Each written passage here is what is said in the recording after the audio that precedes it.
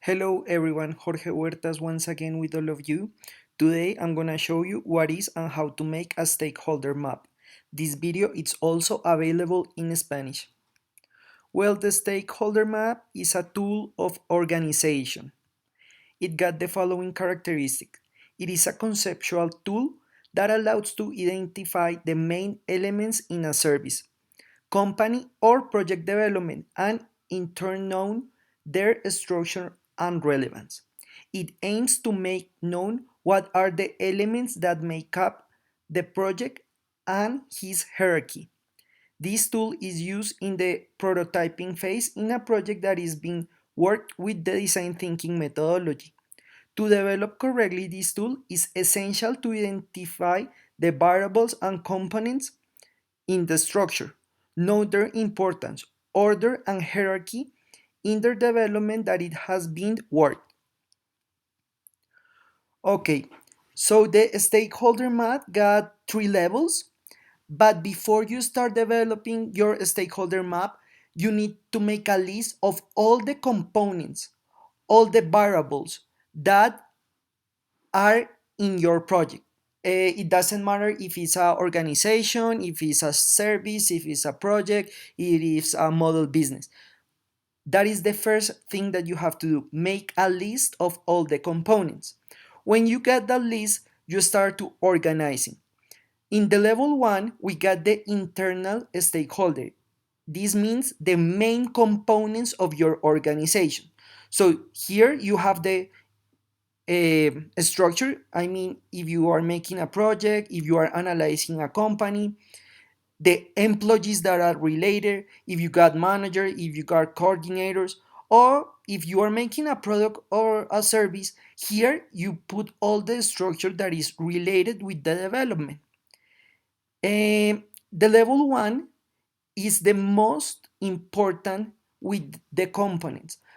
It's very important that you put keywords here because you will have a lot of information. So I recommend that before you make this official, make first a sketch. You can use a pencil and paper and you start writing here in level one the main stakeholders. So it means the things that you need and are essential for your development. After that, you going with the level two. These are the connection with the interested. This means that if you are having a company or you are want to sell a product or a service, you need to have a channel of distribution. You have to have selling ways. You have to have your customers. So here you have to put the characteristics that they have. You need suppliers for the production. For example, you can also need money for banks or allowance for someone that is supporting your project. Also, it's very important to know if you are selling in retail places. So here you have to specify. It's very important that you are very specific with the description that you make of this because if you don't do it, it could be very general. It's also very important that you link the keywords in level 1 with level 2 and then with level 3 because it's very important that we analyze which are the connections. If for example we see that we have a component that is not related to anything, we need to analyze and see that maybe we have to take that out because it could be not helping with the development.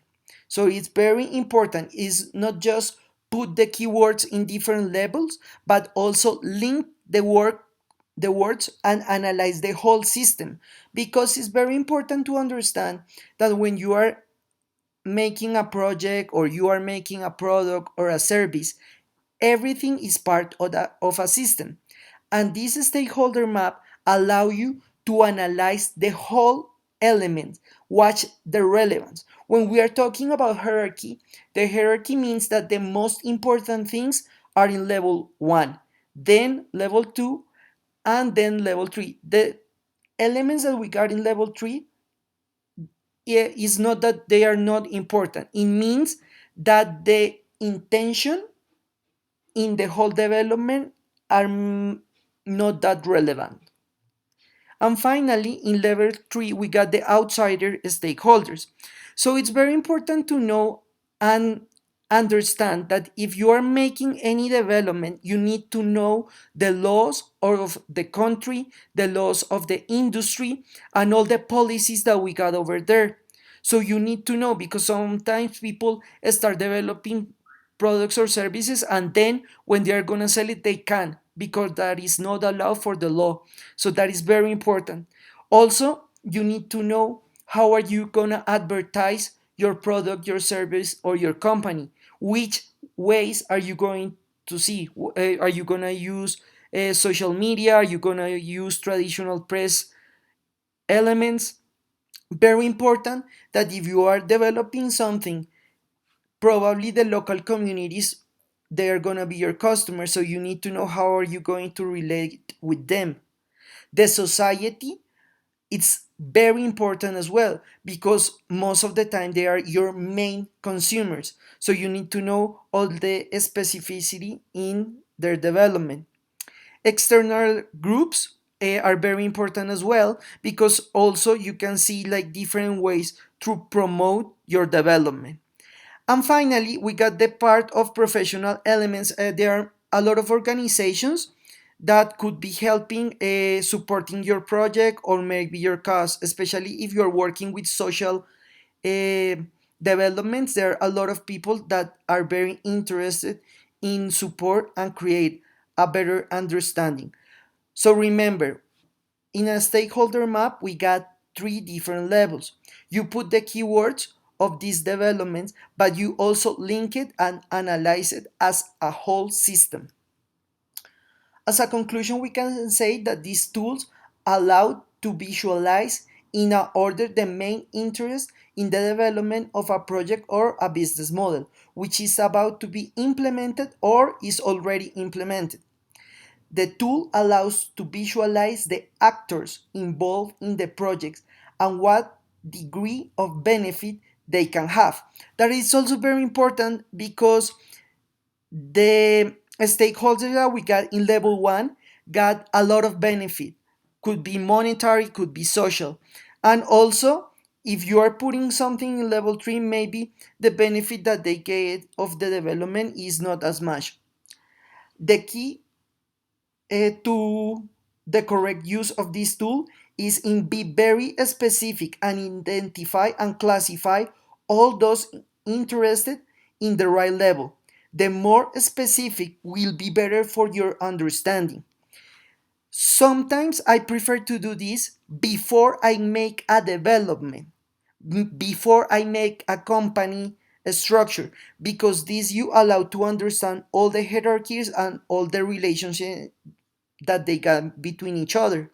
So it's very important that you analyze that. Sometimes, if you already have a company for 10 years and you have never used this tool, you can do it and you can understand and maybe allow you to verify and maybe to improve a situation that you already have.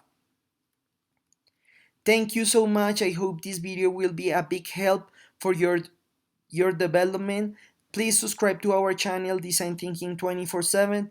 Follow us on social media, Facebook, Twitter, Instagram. Every week we got special content developed just for our social network. Thank you to all of you. We are the #1 channel of design thinking in the whole YouTube universe. So thank you so much. Remember, on Monday we always have a new video in Spanish. On Thursday we always have a new video in English. Thank you so much, and we'll see you next time.